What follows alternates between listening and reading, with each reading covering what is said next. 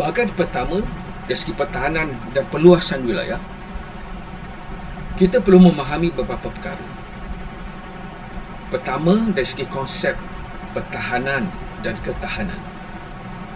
Pertahanan itu bermaksud kita mempertahankan dari segi mempertahankan kerohanian, mempertahankan dari segi akhlak kita, mentauhidkan Allah, mengesakan Allah, mempertahankan agama Islam. Jadi secara dari segi rohani itu mempertahankan kepercayaan kita. Yang kedua, kita mempertahankan dari segi fizikal, itu jasmani. Kita perlu mempertahankan diri kita, keluarga kita, masyarakat kita, negara kita. Dan pada masa yang sama, kita juga perlu memiliki ketahanan dari segi ketahanan rohani, iman, ketahanan iman.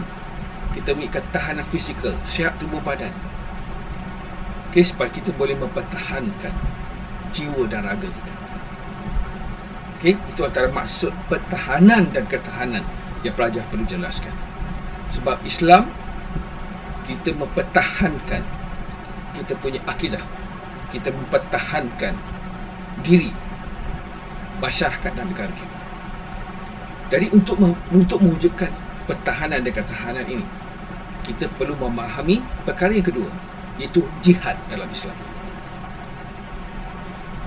Apakah konsep jihad sebenarnya? Jihad bermaksud mempertahankan agama Islam.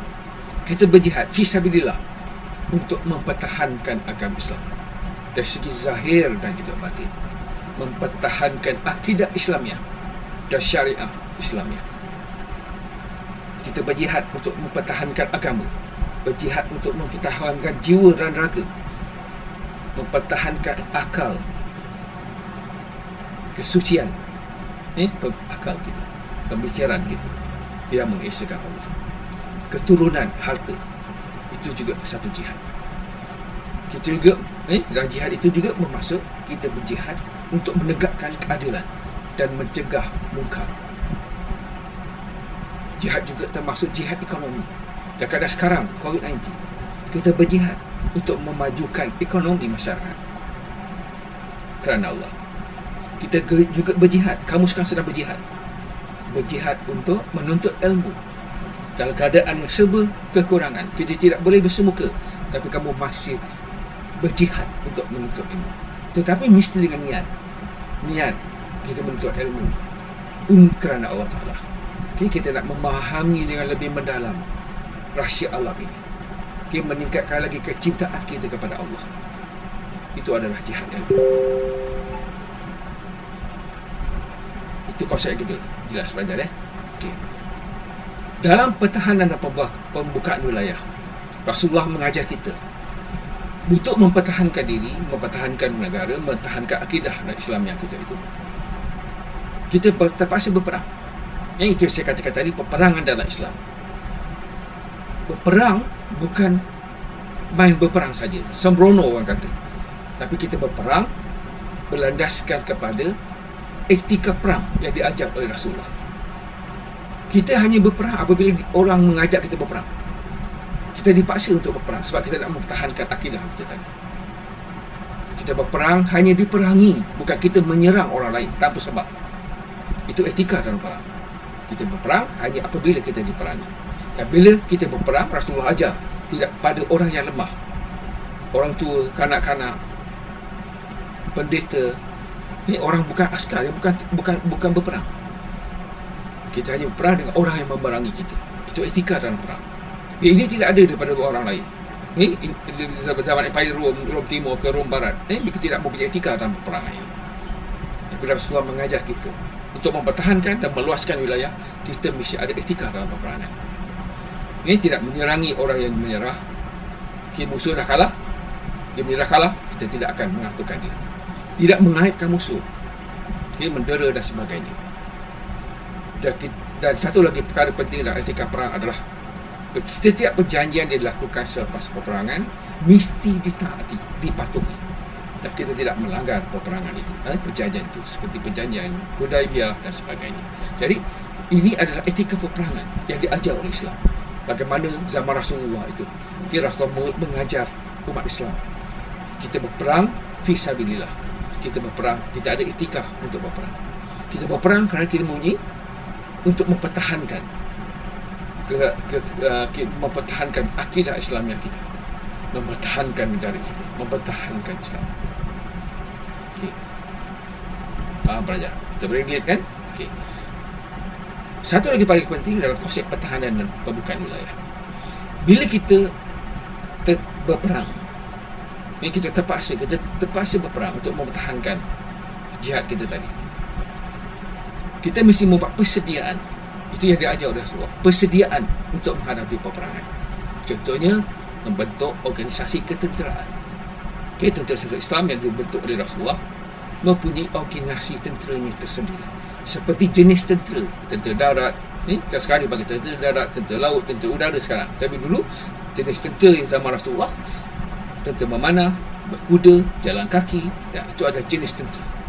Kemudian jumlah tentera berapa ramai satu pasukan itu, ketumbukan ketenteraan itu, batalion, sekarang dipanggil batalion, armada dan sebagainya. Okay, itu adalah jumlah tentera. Tentera berkuda berapa ramai, tentera memanah berapa ramai. Dan kemudian dari segi jenis persenjataan yang digunakan, sekarang dengan dahulu zaman Rasulullah berbeza. Dulu zaman Rasulullah, jenis senjata yang digunakan pedang, pisau, panah. Okay, itu jenis persenjataan. Dan satu lagi, Rasulullah mengadakan latihan. Mereka ini dilatih, tentera Islam itu berlatih. Sebab kita perlu bersedia. Lepas tu kita, dari segi kita mempertahankan rohani dan jasmani tadi, tentera Islam itu disediakan, dilatih dari segi rohani, keimanan, ditanam, keimanan, mengesahkan Allah. Mereka juga diajar, dilatih, subuh badan yang sihat, berkuda, latihan memanah dan sebagainya. Ini ada satu bentuk organisasi ketenteraan. Bukan main pergi serang, main pergi perang. Tidak. Mereka bersedia, mereka berlatih dalam satu organisasi ketenteraan yang jelas. Dan bila berperang, Rasulullah juga mengajar umat Islam pada waktu itu taktik dan strategi peperangan. Ini bukan perang membabi buta, tidak. Tapi perang itu mempunyai taktik dan strategi yang jelas digunakan oleh Rasulullah. Misalnya, taktik menunggu musuh dalam perang Badar. Tunggu puak Quraisy sampai di satu tempat yang dipanggil Badar. Strategi yang kedua misalnya, saf. Tentera disusun mengikut saf. Saf pertama, saf kedua, saf ketiga dan seterusnya. Kemudian ada juga taktik yang lain digunakan seperti menggali parit sekeliling kota Madinah untuk mempertahankan Madinah daripada kemarahan musuh dari luar, khususnya Quraisy. Perang Khandaq. Mengadakan kepungan dalam perang Taif, membiarkan musuh tanpa kejar dalam perang Uhud misalnya. Musuh datang, kemudian bila dia kalah, dia tewas, mereka lari. Rasulullah tidak membenarkan tentera Islam mengejar musuh. Dan satu lagi taktik yang biasa digunakan adalah penyamaran. Sekarang orang panggil spy, 007, KGB dan sebagainya. Jadi penyamaran itu telah dilakukan oleh zaman Rasulullah. Misalnya pergi ke tempat musuh, kemah musuh, melihat apakah yang berlaku, mempergandakan kesepakatan mereka dengan Yahudi dan sebagainya. Misalnya berlaku dalam perang Khandaq. Ini antara perkara penting yang pelajar mesti gabungkan, mesti memahami dari konsep pertahanan dan pembukaan wilayah atau perluasan kuasa dalam zaman kerajaan Islam ini, bermula dengan zaman Rasulullah, zaman Khalifah Ar-Rasyidin, zaman kerajaan-kerajaan Islam. Inilah perkara-perkara penting yang ditanam oleh Rasulullah, diajar oleh Rasulullah kepada umat Islam, dan usaha mereka untuk mempertahankan, dan usaha mereka berjuang fi sabilillah. Semuanya memerlukan persediaan untuk pertahanan dan ketahanan jiwa dan juga jasmani. Jelas pelajar? Jadi gabungkan semua konsep-konsep ini untuk kita kaitkan dengan apa saja bentuk soalan. Sama ada merujuk kepada zaman Rasulullah, sama ada di Mekah ataupun di Madinah. Zaman Khalifah Ar-Rasyidin, mula daripada Sayyidina Abu Bakar sehingga Sayyidina Ali. Abu Bakar, Umar, Uthman, Ali. Kemudian selepas wafatnya Sayyidina Ali, muncullah kerajaan-kerajaan Islam yang mewarisi takhta kerajaan. Ini dipanggil kerajaan dinasti ataupun Bani, mula dengan Bani Umayyah, Bani Abbasiyah, Bani dan yang akhir sekali adalah Bani Utsmaniyah. Ini kerajaan Utsmaniyah. Jadi semua itu berlatarkan setiap peperangan yang berlaku dalam Islam pada waktu itu berlatar belakangkan konsep-konsep penting yang saya terangkan ini.